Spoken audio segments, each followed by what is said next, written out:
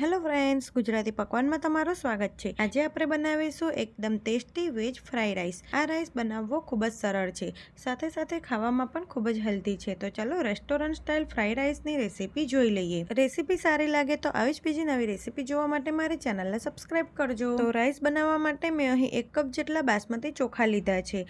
ચોખાને આપણે 2 થી 3 વખત પાણીથી ધોઈ લઈશું। પછી ચોખા ડૂબે એટલું પાણી ઉમેરી 10 થી 15 મિનિટ માટે તેને પલળવા દઈશું। 10 થી 15 મિનિટ પછી એક મોટા વાસણમાં 4 થી 5 કપ જેટલું પાણી લઈ પાણીને ઉકળવા મૂકી દઈશું। સાથે જ તેમાં 1 ચમચી જેટલું મીઠું નાખીશું। પાણી ઉકળે એટલે પલાળેલા ચોખામાંથી વધારાનું પાણી કાઢી ચોખા ઉમેરી દઈશું। સાથે ભાત છૂટા બને એટલે તેમાં 1 ચમચી જેટલું તેલ નાખીશું। અહીં આપણે ગેસની ફ્લેમ મીડિયમ રાખવાની। અહીં આપણે ચોખાને 70 થી 80% જેટલા જ કૂક થવા દેવાના છે, વધારે પડતા ચોખાને નથી થવા દેવાના। જો આપણો ભાત છૂટો બનશે તો આપણા ફ્રાઈ રાઈસ એકદમ સરસ છૂટા બનશે। તો લગભગ 8 થી 9 મિનિટ પછી આપણે ચોખાને ચેક કરી લઈશું। તો તમે જોઈ શકો છો ચોખો એકદમ સરસ સહેલાઈથી તૂટી જાય છે, એટલે સમજવું કે આપણા ભાત બની ગયા છે। તો અહીં ગેસની ફ્લેમ બંધ કરી દઈશું અને ભાતને કાનાવાળા વાસણમાં કાઢી લઈશું, એટલે બધું જ વધારાનું પાણી નીતરી જશે। પછી આપણે ભાતને થોડાક ઠંડા થવા દઈશું।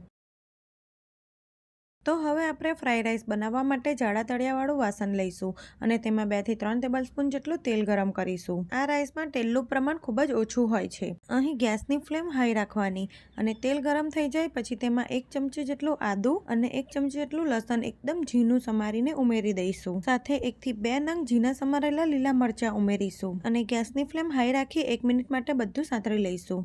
સાથે એક સૂકી ડુંગળીને ઝીણી સમારેલી ઉમેરીશું અને થોડીક લીલી ડુંગળીનો ઉપરનો ભાગ આ રીતે ઝીણો સમારીને ઉમેરીશું। જો તમારી પાસે લીલી ડુંગળી ના હોય તો તેની જગ્યાએ સૂકી ડુંગળી થોડીક વધારે ઉમેરવાની। હવે ડુંગળીને પણ આપણે 1 થી 2 મિનિટ માટે હાઈ ફ્લેમ પર સાતરી લઈશું। થોડીક ડુંગળી સતરાઈ જાય પછી તેમાં આપણે વેજીટેબલ ઉમેરીશું। તો 1/4 કપ જેટલી ઝીણી સમારેલી ફણસી અને 1/4 કપ જેટલું ઝીણું સમારેલું ગાજર ઉમેરીશું। ગાજર અને ફણસી થોડાક કડક હોય છે, એટલે આપણે તેને પહેલાં ઉમેરવાના અને આ શાકભાજીને પણ આપણે હાઈ ફ્લેમ પર જ સાંતળી લઈશું અને બધું સતત તમારે હલાવતા રહેવાનું।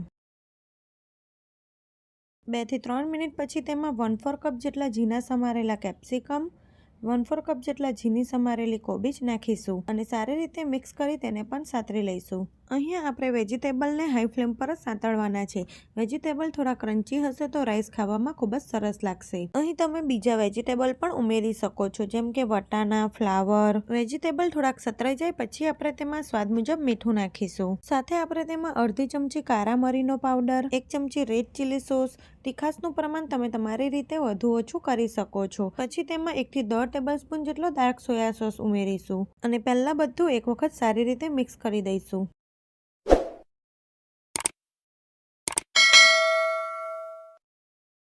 પછી જે રાઈસ બનાવીને રાખ્યો છે તે ઉમેરી દઈશું અને તમે જોઈ શકો છો આપણા રાઈસ એકદમ સરસ છૂટા બન્યા છે। તો આપણે રાઈસને સારી રીતે મિક્સ કરી દઈશું। તો આ રાઈસને તમારે એકદમ હળવા હાથે મિક્સ કરવાનો, એટલે આપણા ભાત તૂટી ના જાય।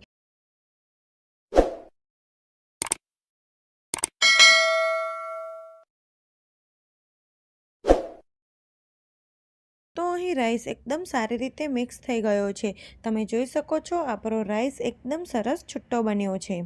તો અહીં આપણે ગેસની ફ્લેમ બંધ કરી દઈશું અને ઉપરથી થોડાક લીલી ડુંગળીના પાન ઝીણા સમારેલા ઉમેરીશું। સાથે 2 થી 3 ટેબલસ્પૂન જેટલું ઝીણું સમારેલું લીલું લસણ ઉમેરીશું। લીલું લસણ ના હોય તો તમારે સ્કીપ કરવાનું। પછી ઝીણા સમારેલા થોડાક લીલા ધાણા નાખીશું અને સારી રીતે મિક્સ કરી દઈશું। આ રાઈસ ખાવામાં ખૂબ જ સ્વાદિષ્ટ લાગે છે। જો તમે ક્યારેય પણ વેજ ફ્રાઈ રાઈસ આ રીતે ના બનાવ્યા હોય તો એક વખત આ રીતે વેજ ફ્રાઈ રાઈસ જરૂરથી બનાવજો। તો અહીં આપણા એકદમ ટેસ્ટી વેજ ફ્રાઈ રાઈસ બની ગયા છે।